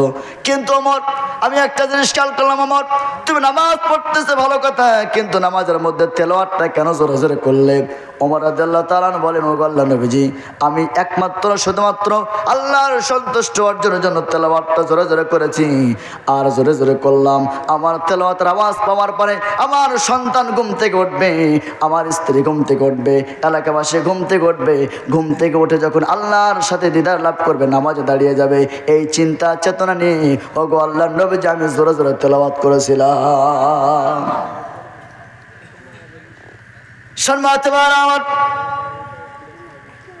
তাহলে নামাজটা যদি সংসদের মধ্যে আইন বিল পাস হয়ে যায়, নামাজের মধ্যে যদি সংসদের মধ্যে পাস হয়ে যায়, তাহলে এলাকার মধ্যে বেনামাজে কাউকে খুঁজে পাওয়া যাবে না। যাবে কি? জোরে বলেন, যাবে?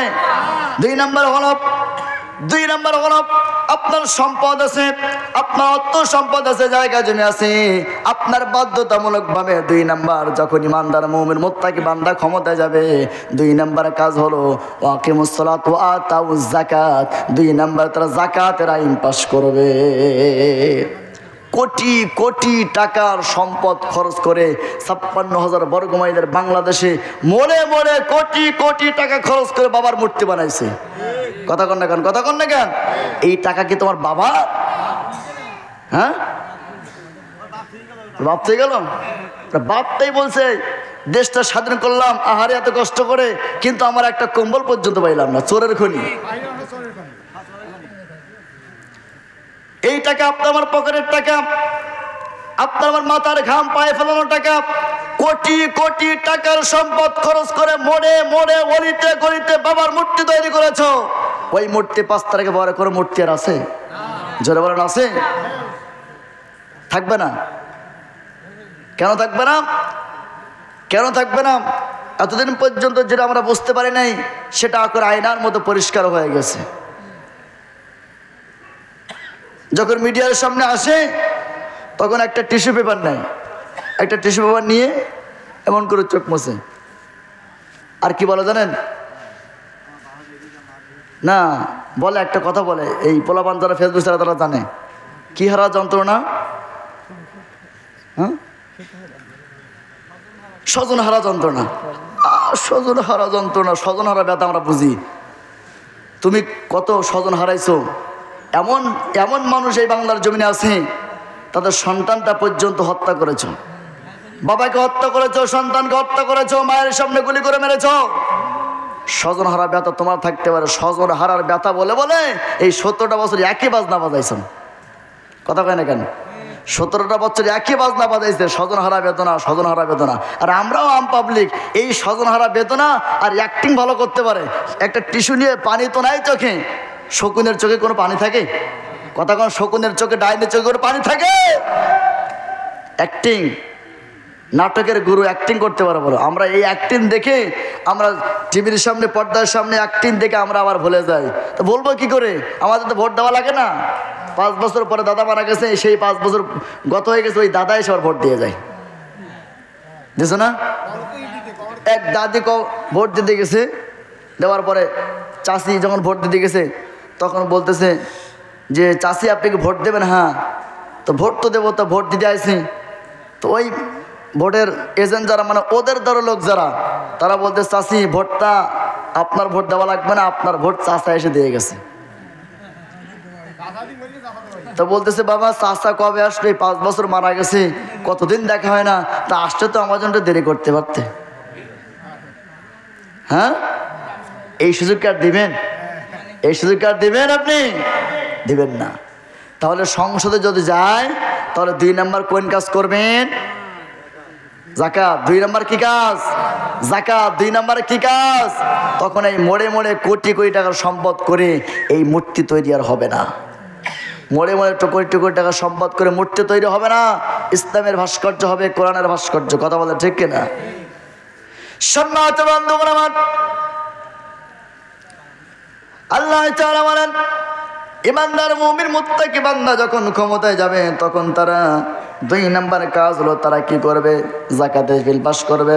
আর 3 নম্বর, যখন ইমানদার মুমিন মুত্তাকি বান্দাগুলা কুনু মা সাদিকিন, এই সত্যবাদী মানুষগুলা, ইসলামপন্থী মানুষগুলা, কুরআন ওয়ালারা যখন সংসদে যাবে, আল্লাহ রাব্বুল আলামিন বলেন এই মানুষগুলা যখন সংসদে যাবে আল্লাহ তাআলা তাদেরকে বলছেন তোমাদেরকে 3 নম্বর কাজ হলো এই সমাজের মধ্যে যত অন্যায় কাজ আছে, এই সমাজের মধ্যে যত অন্যায় কাজ আছে, এই কাজগুলো তোমরা দূর করে দেবে, ধ্বংস করে দেবে। 4 নাম্বার হলো এই সমাজের মধ্যে যত ভালো কাজ আছে সেই ভালো কাজের আইনগুলো তোমরা সংসদে পাস করবে। তাহলে কয়টা কাজ পাইলাম?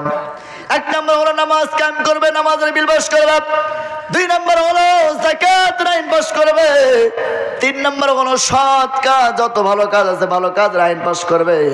4 নাম্বার হলো অন্যায় কাজ যেগুলো আছে ওই কাজগুলো একটা একটা করে তারা নষ্ট করে দিবে, দূর করে দেবে। আবার বন্ধুগণ সৃষ্ট বাবার পৃষ্ঠে দেখেন, আবার ইসলাম বিদ্বেষী যারা, তারা যখন ক্ষমতা আসে তারাও একইভাবে 4টা কাজ করবে। অসম্মানিত মানুষদেরকে অসম্মানিত করবে, সম্মানিত মানুষদেরকে অসম্মানিত করবে। এই মানুষগুলো কারা? যারা বলে ইসলামের সাথে রাজনীতির কোনো সম্পর্ক নেই, কোরআনের সাথে রাজনীতির কোনো সম্পর্ক নেই। আমি আপনাদের চোখে আঙুল দিয়ে বলে, চোখ টান টান করে ক্লিয়ার করে দেখেন, ইসলামের রাজনীতির কথা আছে, ইসলামের সংসদের কথা আছে, ইসলামের রাষ্ট্রের কথা আছে, ইসলামের সমাবেশের কথা আছে। এই কোরআনের মধ্যে মহাসমাবেশ, এই কোরআনের মধ্যে ছোট সমাবেশ, এই কোরআনের মধ্যে সব কিছু আছে। এমন কিছু নাই যেটা কোরআনের মধ্যে নেই। Islam is the complete code of life. আপনার একমাত্র জীবন ব্যবস্থা শুধুমাত্র কেবলমাত্র শান্তি দিতে পারে মহাগ্রন্থ আল কোরআন। সম্মানিত ভাইরা আমার, রাজনীতি কেমন ভাবে করবেন? কোরআন থেকে শিক্ষা নিয়ে যান। আল্লাহ রাব্বুল আমিন রাজনীতির কথা কোরআনে বলেছেন, কেমন করে আপনাকে আমাকে রাজনীতি করতে হবে। আল্লাহ রাব্বুল আমিন রাজনীতির ব্যাপারে সুন্দর করে একটা সূরা নাযিল করলেন। আপনি কেমন করে রাজনীতি করবেন, রাজনীতির নীতি হলো কেমন, রাজনীতি কেমন করে করবেন, এই বিষয়ে রাব্বুল আমিন একটা সূরা পূর্ণাঙ্গ একটা সূরা নাযিল করেছে। ওই সূরার নাম হলো সূরাতুর রাজনীতি। নাম কি? আরো জোরে বলেন, নাম কি? সূরাতুল রাজনীতি। তার মানে হলো সূরাতুল মুলক। সূরাতুল মুলক, রাজনীতির, রাষ্ট্রের ক্ষমতা, রাষ্ট্রের সূরা। সম্মানিত ভাইরা আমার, তাহলে রাজনীতির ক্ষমতা, রাজনীতির সূরা আমরা পাইলাম। রাজনীতি করে জমিনে না আসমানে? মানুষ রাজনীতি করে জমিনে, ফিল আরদি, মানুষ রাজনীতি করে জমিনে। রাজনীতির জমিনে রাজনীতি করতে হলে কেমন করে আপনি রাজনীতি করবেন, কেমন করে আপনি রাষ্ট্র চালাইবেন। রাষ্ট্রে চালাইতে গেলে আল্লাহ রাব্বুল আমিন এক নয় দুই নয়, আল্লাহ তাআলা 54টা থিওরি দিয়েছেন। এই 54টা থিওরি দিয়ে রব্বুল আলামিন একটা সূরা নাযিল করেছেন। আপনি কেমন করে রাষ্ট্র চালাইবেন, কেমন করে রাষ্ট্র চালাইবেন। রাষ্ট্র চালাইতে গেলে এক নয় দুই নয়, ব্যক্তির কোনো আইন দিয়ে রাষ্ট্র চলবে না, বাবার কোনো আইন দিয়ে রাষ্ট্র চলবে না, স্বামীর কোনো আইন দিয়ে রাষ্ট্র চলবে না, ব্যক্তির কোনো ইচ্ছায় রাষ্ট্র চলবে না। রাষ্ট্র চলতে গেলে কোন জিনিস ফলো করতে হবে? আল্লাহ তাআলা বলেন তাহলে রাষ্ট্র চালাইতে গেলে এক নয় দুই নয় 54টা থিওরি রব্বুল আমিন এই সূরার মধ্যে নাজিল করে পূর্ণাঙ্গটা সূরা নাজিল করলেন। ওই সূরার নাম হলো সূরাতুর রাষ্ট্র। সূরাতুল রাষ্ট্র মানে সূরাতুল বালাদ। সূরাতুল বালাদ মানে রাষ্ট্র পরিচালনা করার জন্য যা দরকার, যতটুকু প্রয়োজন এই সূরার মধ্যে আল্লাহ তাআলা সব নাজিল করে দিয়েছেন। সম্মানিত ভাইরা আমার, রাষ্ট্র চালাইতে গেলে একটা সংবিধান দরকার। কেমন করে আপনি সংবিধান চালাইবেন? ওই সংবিধানের মধ্যে আপনার বাবার আদর্শ থাকবে না, ওই সংবিধানের মধ্যে আপনার দলের কোনো আদর্শ থাকবে না, ওই সংবিধানের মধ্যে আপনার আমার কোনো নীতি আদর্শ থাকবে না। আল্লাহ তাআলা 9টা থিওরি দিয়ে রব্বুল আলামিন একটা পূর্ণাঙ্গ সূরা নাযিল করেছেন। আপনি একটা সংসদ চালাইতে পারবেন। কেমন করে আপনি সংবিধান চালাইবেন? সংবিধান চালানোর জন্য রব্বুল আলামিন একটা সূরা নাযিল করলেন। ওই সূরার নাম হলো সূরাতুল ফুরকান। সূরাতুল ফুরকান তার মানে হলো সংবিধান। সূরাতুল সংবিধান। এই সংবিধান, এই কোরআন নামক সংবিধান চালাইতে গেলে 9টা কোয়ালিটি, 9টা গুণাবলী লাগবে। এই 9টা থিওরি দিয়ে, 9টা কোয়ালিটি দিয়ে আল্লাহ তাআলা একটা সূরা নাযিল করেছেন। ওই সূরার নাম হলো সূরাতুল ফুরকান। সূরাতুল ফুরকান। সম্মানিত ভাইরা আমার, তো রাষ্ট্র চালাইতে গেলে একটা পরিষদ দরকার, আছে না নাই? একটা মন্ত্রী পরিষদ দরকার। আমরা দেখেছি বিগত এমন এমন মন্ত্রী ওই সংসদের মধ্যে গিয়েছে, তারা বলে মাননীয় স্পিকার সাহেব আমার একটা কালভার্ট দরকার, একটা ব্রিজ দরকার। এমন কথা কইছে না? একটা কালভার্ট দরকার, ব্রিজ দরকার। আবার এই মন্ত্রী পরিষদের মধ্যে এমন এমন কুলাঙ্গার গিয়েছে নর্তকী, এমন এমন কুলাঙ্গার গিয়েছে নর্তকী যাদের কোনো জন্মে ঠিক নাই, এমন লোক ওই সংসদের মধ্যে মন্ত্রী পরিষদে ঢুকাইছে এই সরকার। সম্মানিত ভাইরা আমার, তাহলে মন্ত্রী পরিষদ চালাইতে গেলে যাকে তাকে মন্ত্রী পদের, যাকে তাকে পরিষদের মধ্যে ঢোকানো যাবে না। আল্লাহ তাআলা কয়েকটা নীতি নির্দেশন দিয়েছেন। 5টা গুণাবলী, 5টা গুণাবলী যে ব্যক্তির মধ্যে থাকবে ওই ব্যক্তির ওই মন্ত্রী পরিষদে ঢুকতে পারবে। আমার বন্ধুগণ, 17টা বছর আমরা দেখেছি এমন মানুষ, এমন মূর্খ মানুষ দিয়ে সংবিধান চালিয়েছে, এমন মূর্খ মানুষ দিয়ে মন্ত্রী পরিষদ চালিয়েছে। তারা বলেছে টাকলা মুরাদ। নাম শুনছেন না? টাকলা মুরাদ কি বলেছিল? যে ইসলাম রাষ্ট্রধর্ম থাকে না, ইসলাম রাষ্ট্রধর্ম থাকে না, চলবে না, রাষ্ট্রধর্ম ইসলাম হতে পারে না। এমন টাকলার মুরাদ শেষ পর্যন্ত তার নিজের ঘরের রুমের ফ্যানটা পর্যন্ত তাকেও ছাড় দেয় নাই, মাথায় পড়েছে। কি বলেছিল? ইসলাম রাষ্ট্রধর্ম থাকতে পারে না। এই কোরআন কি তোমার বাবার? ইসলাম কি তোমার বাবার? চাইলে তুমি ফু দিয়ে নিভিয়ে দিবে।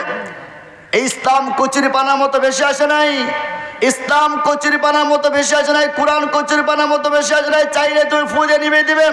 এই ইসলাম বিশ্বমজে দাঁত ভাঙা ইসলাম, এই ইসলাম বিশ্বমজে রক্ত দেওয়া ইসলাম, এই ইসলাম বিশ্বমজে জেল কেনা ইসলাম।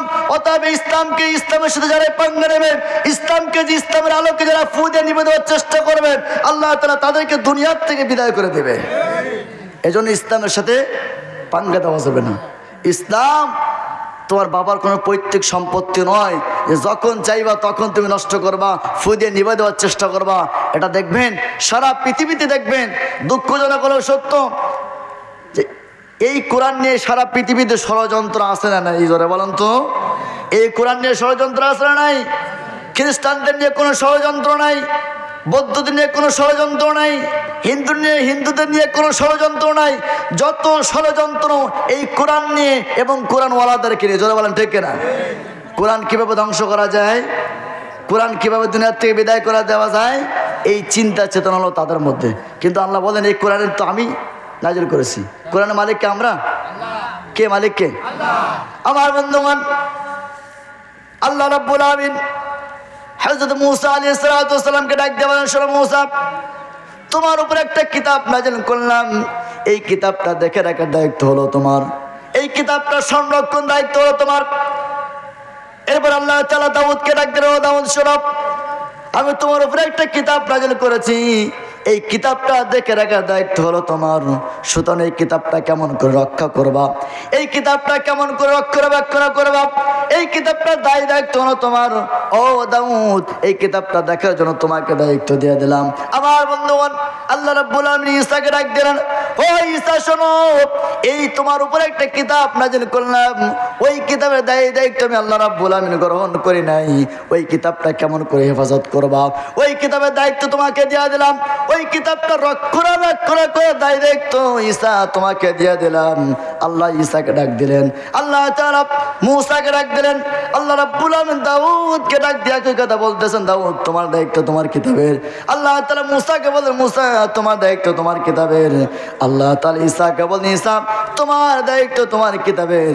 কিন্তু আল্লাহ রাব্বুল আলামিন तमाम পৃথিবীর মানুষদেরকে ডেকে বলতেছেন, শোনো, এই কিতাবের দায়িত্ব আমি সাধারণ কোনো ব্যক্তির দেই নাই, এই কিতাবের দায়িত্ব আমি আমার নবী মুহাম্মদ রাসূলুল্লাহ সাল্লাল্লাহু আলাইহি ওয়াসাল্লামের উপর দেই নাই।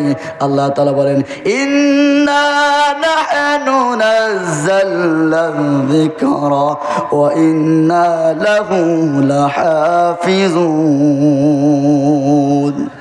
এই কিতাবের দায়িত্ব আমি নবীকে দেই নাই। সুতরাং এই কিতাব পৃথিবীতে চাইলে কেউ ধ্বংস করতে পারবে না, কারণ এই কিতাবের দায়িত্ব হলো আল্লাহ পাকের। কার? এই কিতাব যিনি নাযিল করেছেন তার দেখার দায়িত্ব, তার সংরক্ষণ করে রাখার দায়িত্ব। কিতাবটা শুধুমাত্র এই কিতাবের বাণী মানুষের কাছে পৌঁছে দেওয়ার দায়িত্ব হলো আমাদের। কিতাব রক্ষা করার দায়িত্ব কার? আরো জোরে বলেন, কিতাব রক্ষা করার দায়িত্ব কার? একটু জিকির করেন, লা ইলাহা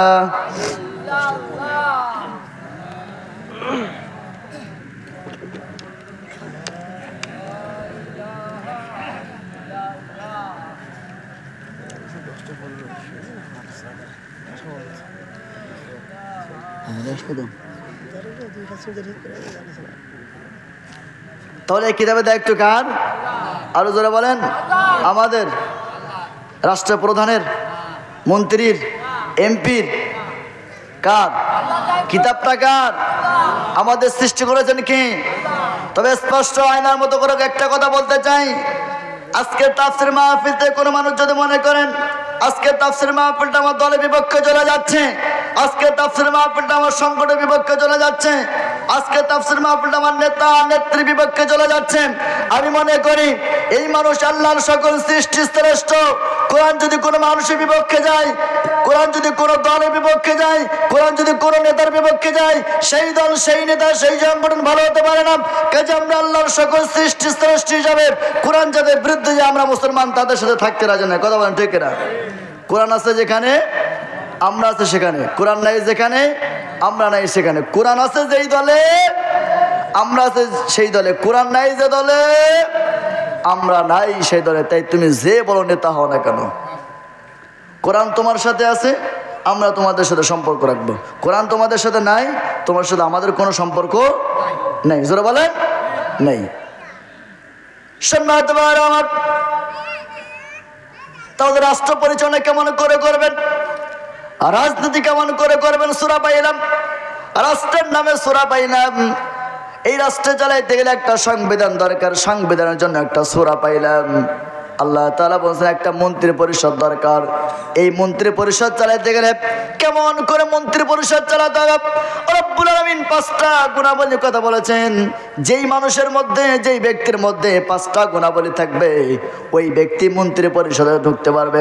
মমতাজের মতো, টাকলা মুরাদের মতো কোনো ব্যক্তি মন্ত্রী পরিষদে যাইতে পারবে না। আল্লাহ তাআলা মন্ত্রী পরিষদের নামে রব্বুল আলামিন একটা সূরা নাযিল করলেন। এই মন্ত্রী পরিষদের মধ্যে যে কেউ যাইতে পারবে না, গাঞ্জা কেউ যাইতে পারবে না, কোরআনের বিপক্ষে কথা বলে এমন লোক যাইতে পারবে না, কোরআন ইসলাম রাষ্ট্রধর্ম থাকবে না এমন কথা যে বলে সে যাইতে পারবে না, কোন নর্তকী মন্ত্রী পরিষদে অবস্থান করতে পারবে না। মন্ত্রী পরিষদ চালাইতে গেলে মন্ত্রী যারা হবে তাদেরকে কয়টা গুণ থাকা লাগবে? পাঁচটা গুণ থাকা লাগবে। এই পাঁচটা গুণে গুণান্বিত যে সমস্ত ব্যক্তিগুলো আছে তাদেরকে আল্লাহ রাব্বুল আলামিন মন্ত্রী পরিষদের দায়িত্ব দিতে বলেছেন। আল্লাহ তাআলা এই মন্ত্রী পরিষদের নামে রব্বুল আলামিন একটা সূরা নাযিল করলেন, সেই সূরার নাম হলো সূরাতুশ শুরা। সম্মানিত ভাইরা আমার, এবার আসেন তো দেখি, একটা দেশ চালাইতে গেলে পুলিশ দরকার, সেনাবাহিনী দরকার, র্যাব দরকার, বিডিআর দরকার, চৌকিদার দরকার, দোবাদার দরকার, দারোগা দরকার, এসপি দরকার, ডিআইজি দরকার, আছে না নাই? জোরে কর না কেন? সব লাগবে। এমপি, মন্ত্রী, দোবাদার, চৌকিদার, র্যাব, পুলিশ, বিডিআর, নৌবাহিনী, সেনাবাহিনী সব লাগবে কি লাগবে না? যারা মন্ত্রী পরিষদ আছে তারা কি দেশ চালাইতে পারবে? কতক্ষণ দেশ চালাইতে পারবে? যদি আপনি দেশের মধ্যে পুলিশ না রাখেন, র্যাব না রাখেন, বিডিআর না রাখেন, সেনাবাহিনী না রাখেন, তাহলে তো দেশ চালাইতে পারবেন না। আল্লাহ তাআলা বলেন, শুধু শুধু মন্ত্রী পরিষদ চলতে পারে না, শুধু শুধু রাষ্ট্র চলতে পারে না, শুধু শুধু রাজনীতি করা যায় না। একটা দেশ চালাইতে গেলে, একটা রাষ্ট্র চালাইতে গেলে, একটা রাষ্ট্র চালাইতে গেলে পুলিশ দরকার, সেনাবাহিনী দরকার, বিডিআর দরকার। তাদেরকে তাদের ভিতরে কয়েকটা গুণাবলী লাগবে। আল্লাহ রাব্বুল আলামিন বলেন তাদের মধ্যে কয়েকটা গুণ থাকা লাগবে। কয়েকটা গুণ যাদের মধ্যে থাকবে তারাই পুলিশ হতে পারবে, তারাই সেনাবাহিনী হতে পারবে, তারাই বিডিআর হতে পারবে, তারাই র্যাব হতে পারবে, তারাই এসপি, তারাই ডিআইজি, তারাই সব হতে পারবে। আল্লাহ তাআলা তাদের কয়েকটা গুণাবলী কথা বলেছেন। এই গুণাবলী যার মধ্যে আছে তারাই র্যাব, পুলিশ, বিডিআর হতে পারবে, সেনাবাহিনী হতে পারবে। আল্লাহ তাআলা তাদের জন্য রব্বুল আলামিন পূর্ণ একটা সূরা নাযিল করলেন। সেই সূরার নাম হলো সূরাতুল আহজাব। নাম কি? সূরাতুল আহজাব। সম্মানিত ভাইরা আমার, তাহলে মাঝে মধ্যে দেখবেন বিরোধী দল সমাবেশ করে। এককভাবে রাষ্ট্র চলতে পারে না, এককভাবে রাষ্ট্র চলতে পারে না, এককভাবে দল চলতে পারে না। যারা ক্ষমতায় থাকে তাদেরকে হেঁটানোর জন্য মাঝে মধ্যে সমাবেশ করে কি করে না? করে কি করে না? সমাবেশও দরকার। যারা ক্ষমতা আছে তারা তো এককভাবে রাজনীতি চালাইতে পারে না।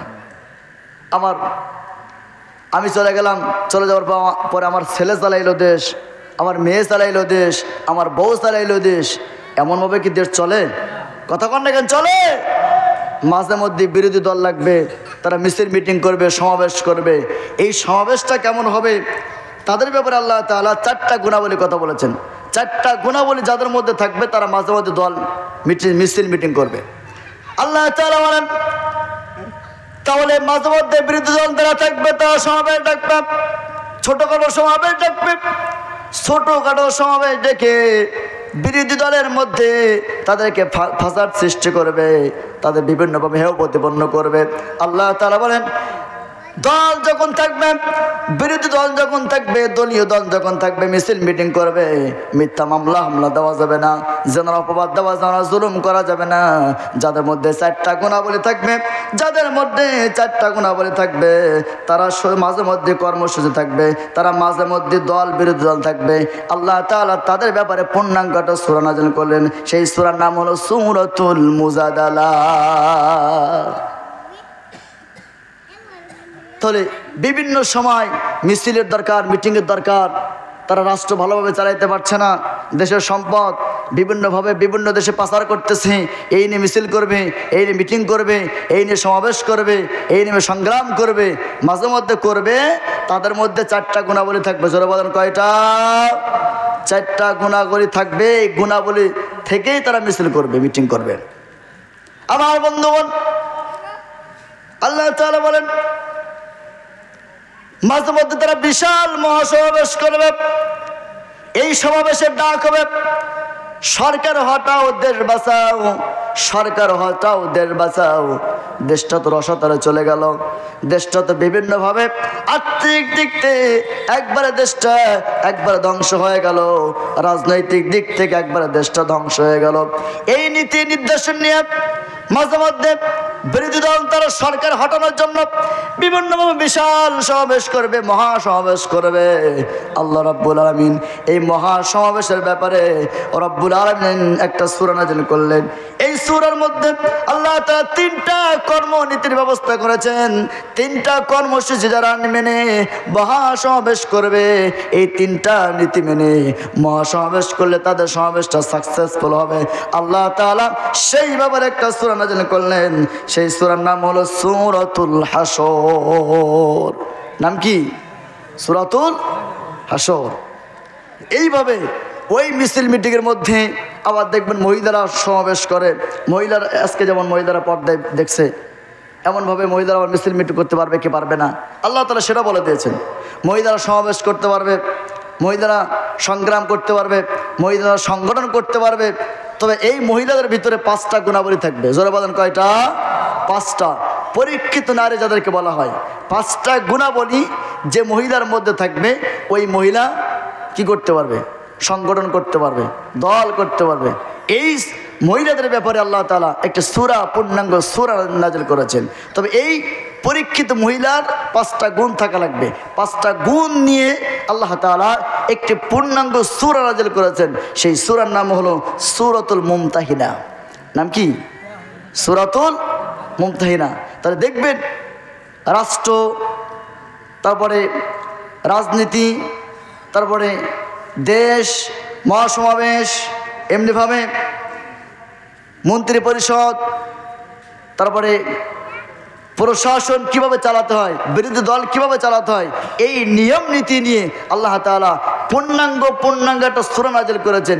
এই সূরার মধ্যে আল্লাহ তাআলা সব দিক নির্দেশনা পরিপূর্ণভাবে দিয়েছেন।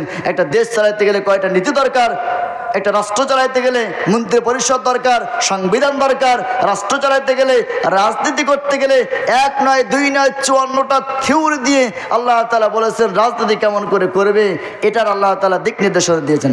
এখন বলেন তো দেখি, মানুষ রাজনীতি করে আসমানে না জমিনে? কোথায় করে? জোরে বলেন। আল্লাহ তাআলা বলেন ইন্নী জাইলু ফিল আরদি খলিফা। আল্লাহ তাআলা বলেন